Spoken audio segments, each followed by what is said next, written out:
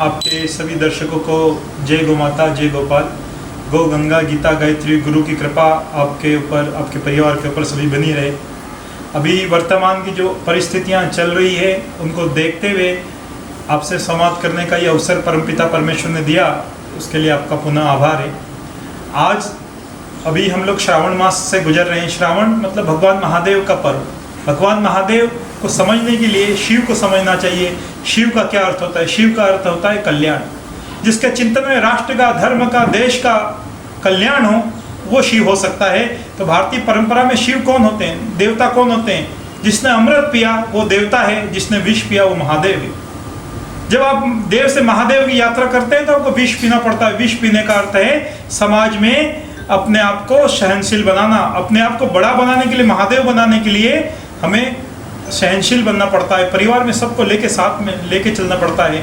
जिस प्रकार से नंदी हैं भगवान के, शिव परिवार में आप नंदी देखेंगे, सर्प देखेंगे, मोर देखेंगे, मूषक देखेंगे, सब विपरीत परिस्थितियों के लिए, सबके अलग अलग आकार, अलग अलग प्रकृतियां हैं। मोर है तो सर्प भी है। इस प्रकार के विषम और विपरीत प्रकृति के लोग एक साथ रहते हैं, पर परिवार का मुखिया उनको साथ में लेके चलता है और सब अच्छे से लेकर चलता है। तो इस प्रकार के परिवार को शिव परिवार कहते हैं। तो भगवान महादेव के परिवार से हम ये शिक्षा लें, ये संदेश लें कि हम लोग भी समन्वय से, प्यार से, सौहार्द से साथ में चलेंगे। अभी गुरु पूर्णिमा का पर्व भी गुजरा है। गुरु पूर्णिमा का जो पर्व है वो ये हमें संदेश देता है कि हम गुरु का पूजन कैसे करें। गु के पीछे रू लगा हुआ है। गु मतलब अंधकार, रू मतलब प्रकाश। जो अंधकार को भगाने के लिए लगा रहता है, अंधकार को मतलब अज्ञान को जो मिटाने का कार्य करता है वो गुरु होता है।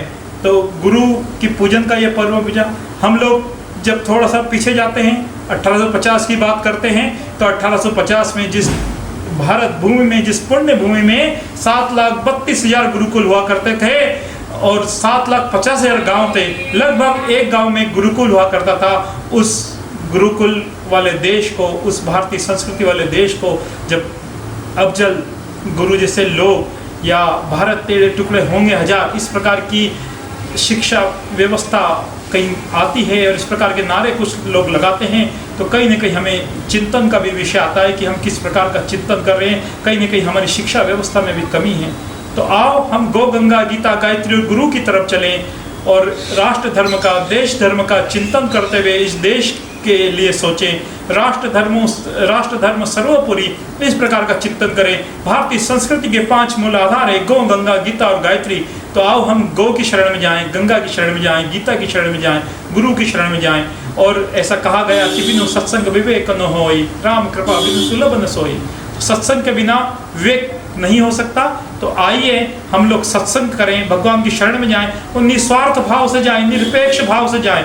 हमारा भाव शुद्ध होना चाहिए, हमारे भाव के अंदर राष्ट्र का कल्याण होना चाहिए। उस राष्ट्र कल्याण का चिंतन जिस दिन हमारे भाव के अंदर आ जाएगा, जिस दिन हम निस्वार्थ भाव से अपने घर की ढेरी पार करेंगे, तो हम लोग निश्चित रूप से राष्ट्र का, देश का, धर्म का कार्य कर सकते हैं। और धर्म के बारे में तो कहा गया, धर्म रक्षति रक्षितः, धर्म उसी की रक्षा करेगा जो धर्म की रक्षा करेगा।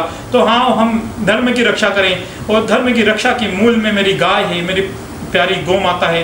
तो आप लोग इस गाय की रक्षा करें। और जिस दिन गाय की रक्षा करी और गाय को हम लोग समझ गए, गाय को माँ मान लिया, तो वो भी हमें बेटे जैसा वात्सल्य करेगी।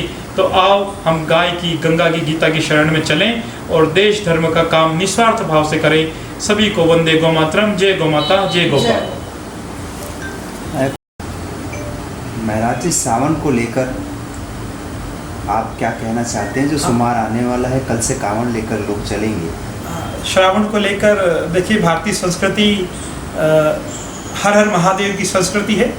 हर हर महादेव का अर्थ होता है कि प्रत्येक व्यक्ति देवता नहीं, महादेव है। तो हम लोग एक दूसरे के अंदर देवत्व का दर्शन कर पाए, ये भारतीय संस्कृति है। तो इस संस्कृति में यदि कांवड़ की जो परंपरा प्राचीन काल से चली आ रही है, किसी नदी किनारे से, जैसे गंगा से जल लेकर अपने मंदिरों तक जल चढ़ाने की जो परंपरा है, ये भारतीय संस्कृति की एकता का प्रतीक है। हम लोग एक होकर मंदिरों में जाएं।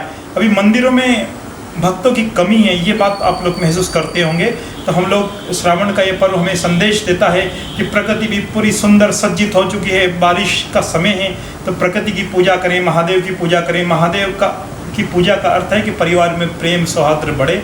तो आप लोग सब मिलकर सावधानी से कावड़ जो भी बंधु लेने गए हैं सावधानी से अनुशासन में लेकर आए और अपने अपने इष्ट महादेव अपने स्थानीय गांव के महादेव को चढ़ाएं और भगवान की पूजन करें। एक लोटा जल चढ़ाने से महादेव प्रसन्न हो जाते हैं। महादेव तो भोले भंडारी हैं, सब पर कृपा करते हैं। तो आप सभी पर बहुत कृपा महादेव की हो। इसी भावना से श्रावण का ये पर्व बड़े हर्षोल्लास से बनाया जाए। भारतीय संस्कृति उत्सव धर्मिता की संस्कृति है। छोटे छोटे उत्सव से यहाँ पे आनंद आता है। तो आप लोग भी सब श्रावण का पर्व बहुत उत्साह से मनाएं। की लेटेस्ट खबरें जानने के लिए चैनल को सब्सक्राइब और बेल आइकन को प्रेस करना ना भूलें।